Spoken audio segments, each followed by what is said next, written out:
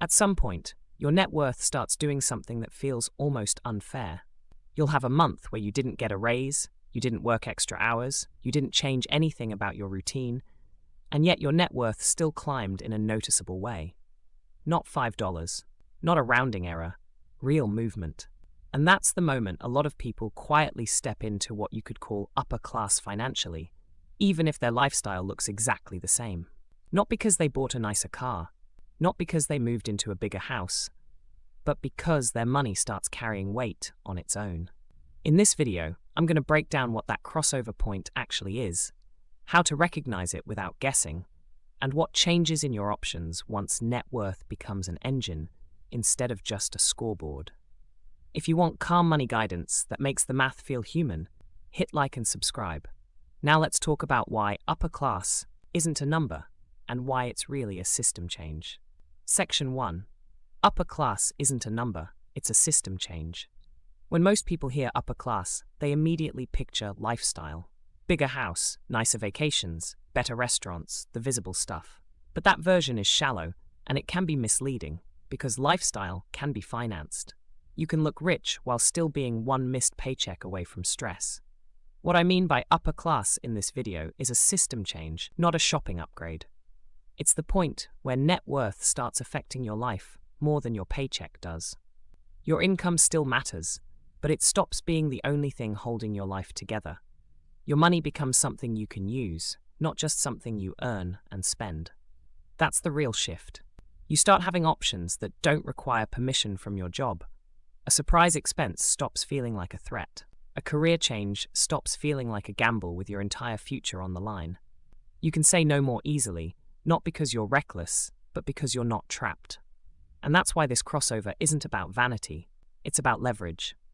Your lifestyle might look the same from the outside, but under the surface, the game is different, because your net worth is no longer just a scoreboard. It starts acting like an engine that gives you stability, flexibility, and the ability to make better decisions without fear driving the wheel. Section 2. The upper class crossover point in one line. It's when the growth of your net worth can pay for meaningful improvements in your life without you having to work extra for them. And meaningful is important, because a lot of people confuse this with random good market days. I'm not talking about the kind of gain that buys a nice dinner or a weekend trip. I'm talking about the kind of movement that can cover real decisions.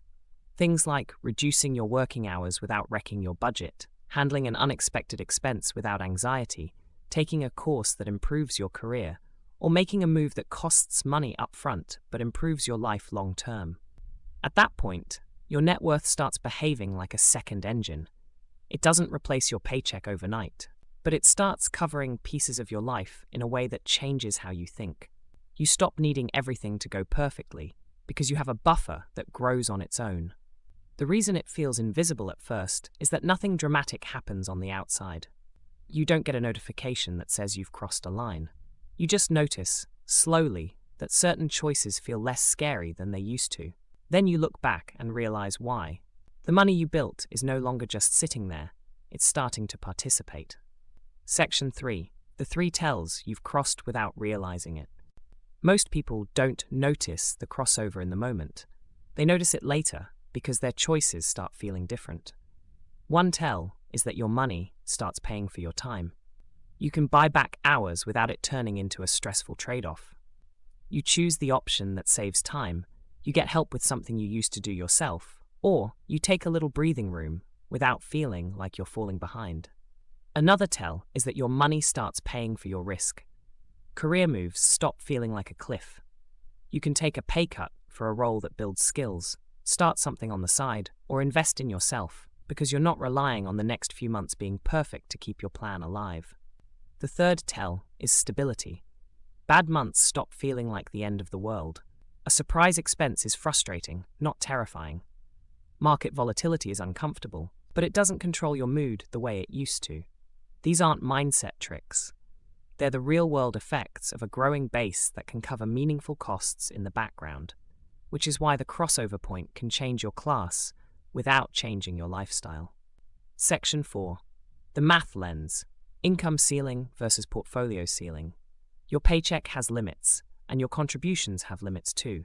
Even with a strong savings rate, there's only so much you can add each year before it starts costing you too much in lifestyle, stress, or time. That ceiling is real. A portfolio doesn't have the same ceiling. As it gets larger, normal market growth can add more and more without you doing anything extra. It scales because the base is bigger. That's why the crossover feels like a different class once your yearly growth starts matching what you can save in a year.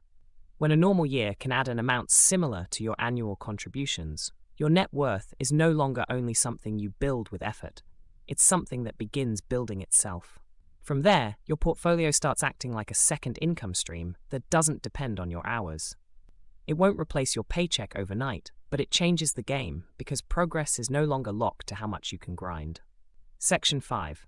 The 2 traps right after you cross.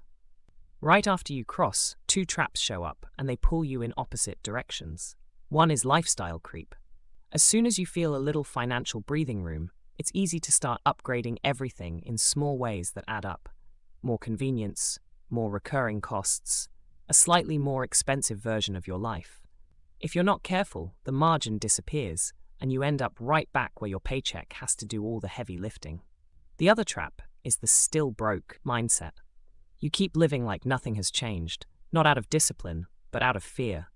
You keep over-sacrificing even though the base is built, and you never use the flexibility you worked so hard to create. That's how someone can have an upper-class net worth and still feel constant middle-class stress. The goal is to protect the base while using the margin on purpose, instead of accidentally spending it away or refusing to use it at all. Section 6. What upper-class net worth actually buys. So what does an upper-class net worth actually buy, beyond lifestyle? It buys optionality. You get more choice in how you work, where you live, and how you spend your time, because fewer decisions are forced by the next paycheck. You can take a job that fits your life better, make a move that improves your environment, or give yourself room to learn and reset without feeling like you just derailed everything. It also buys flexibility through liquidity. Once you've built a solid base, having some money that stays deployable can matter. Not for impulse spending, but for opportunities and problems that show up in real life, so you don't have to stress, sell investments, or abandon your plan to handle them. If this is reframing what upper class really means, hit like and subscribe. Now let's talk about the rules that keep you there once you cross. Section 7. The new rules: protect, allocate, and stay boring. Once you cross into this upper class zone, the rules get simpler, but the penalties for mistakes get bigger because you've finally built a base worth protecting. The first rule is to protect the base. Avoid panic decisions when markets get rough, and avoid concentration risk that can undo years of progress in one bad break. At this stage, steadiness matters more than being clever. The second rule is to allocate with a reason. After crossover, you're not just asking how to invest more, you're asking what each dollar is for. More safety, a faster timeline, flexibility for life changes, or an opportunity that has real leverage. And the third rule is to stay boring. The people who keep this advantage are usually the ones who don't sabotage it. They avoid unforced errors and let time keep working. Crossing the line matters, but staying on the right side of it is what makes it sustainable. At the end of the day, upper class isn't a label you earn. It's a shift in how your life works. It's the point where net worth stops being a scoreboard and becomes an engine, one that starts changing your choices even if nothing about your lifestyle looks different yet. You get more flexibility, more stability, and more room to make decisions that aren't driven by fear of the next paycheck. If this helped you see that shift more clearly, subscribe for more practical money videos like this. And tell me in the comments, which matters more for you right now, building the base or protecting it? Also, watch the next video because I'll show you how to calculate your personal crossover number and your coast number without guessing, so you know exactly where you stand and what to do next.